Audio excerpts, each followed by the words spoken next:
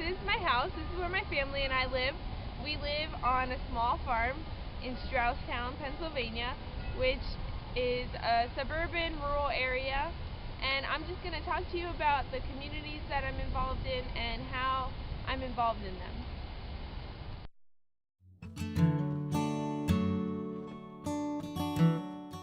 I am a friend. I am a role model. I am a girlfriend. I am a 4-H member. I'm a sister. I'm a cousin. I'm a Christian. And simply put, I am a Caucasian American 18-year-old girl. Waffles in the evening.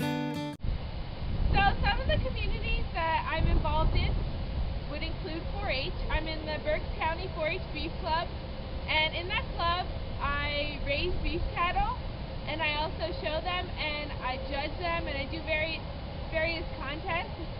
And here are some of the animals that I've raised over the years along with my sisters, and I've shown these cattle at different shows, and I've won a bunch of 4-H awards with them and different 4-H projects that I participated in. So another community that I'm involved in is my church community. This is my church. It's Zion Blue Mountain UCC, and I'm a part of the congregation here, and I'm also a part of the worship committee. So another one of the communities that I have been involved in was my high school. This is Hamburg Area High School. This is where I graduated from high school, and I went here for 4 years. I was also in the Hamburg Area School District throughout my whole education, and in the high school I participated in various clubs and organizations. So the final community that I'm going to talk about is the community at Penn State Berks. This is where I go to college now, obviously, and honestly it's a lot different from the community at Hamburg High School when I went there last year. There are a lot more students at this school, and there are a lot more cultures represented by the large number of students. And I actually think that Penn State Berks does a good job of accommodating for these students of different cultures that would be on the inferior side of knowledge and power. And I think that at Penn State Berks they do a good job of representing the different cultures, as well as the culture that I belong to, which would be the Caucasian race.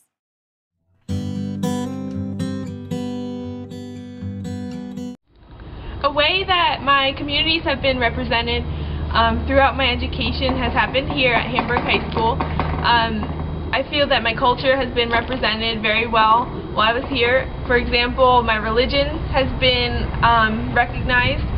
We celebrate Christmas here at Hamburg High School, and I also, being a Christian, celebrate Christmas at home. And my teachers also have mostly had the same culture as me, so it's easy for me to connect to my teachers. However, there has been a way that my culture and my communities have not been represented, and that is that being a member of 4-H in a livestock club and being also someone who lives on a farm, I haven't had the chance here at Hamburg High School to participate in organizations such as FFA, or also have agricultural classes like students at other high schools might have.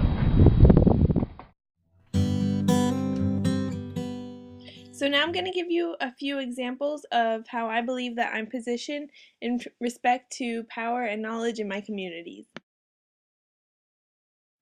So as you can see from this first example, I have put myself on the dominant knowledge and power side because I'm Caucasian. I believe that in my communities, especially the education community, that the Caucasian race puts the most into knowledge because it sets the standards of education. And in terms of power, Caucasians are often the ones in our US government setting the rules. So for my second example, I also put myself on the dominant knowledge and power side because I'm a Christian. I believe that in education and government that Christianity is the one religion that dominates. in our history books, Christianity is recognized the most. And I also believe that in our government that Christianity is recognized vastly more than any other minority religion. So for my third example, I actually have myself on the inferior knowledge and power side because I'm a female. Although sexism isn't quite as prevalent as it was 100 years ago, I still believe that in our communities today, especially in education and government, that the males are the ones that dominate. They make up the majority of the people we learn about in history, and they also make up the majority of the people in our government who make the rules. So for my final example, I have myself on the inferior knowledge and power side because I'm really involved in agriculture. I'm in 4-H and I live on a farm. And I think probably 50 years ago I'd be on the dominant knowledge and power side, but things have changed and people in agriculture really aren't as recognized as they used to be. And like I said before, in my education, I hadn't had the chance to take agricultural classes while I was in high school, which I think is a result of this change.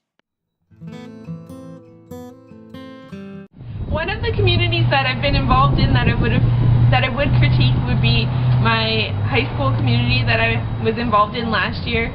I really think that the school could have done a better job of accommodating for students who are of different cultures, where mostly here the students are white or Caucasian. There also are students who are Hispanic or African American who their cultures may not have been represented thoroughly and they might have suffered from this. And like I said before also, I haven't had the chance to be taught agricultural classes here where I could have furthered my education before going to college.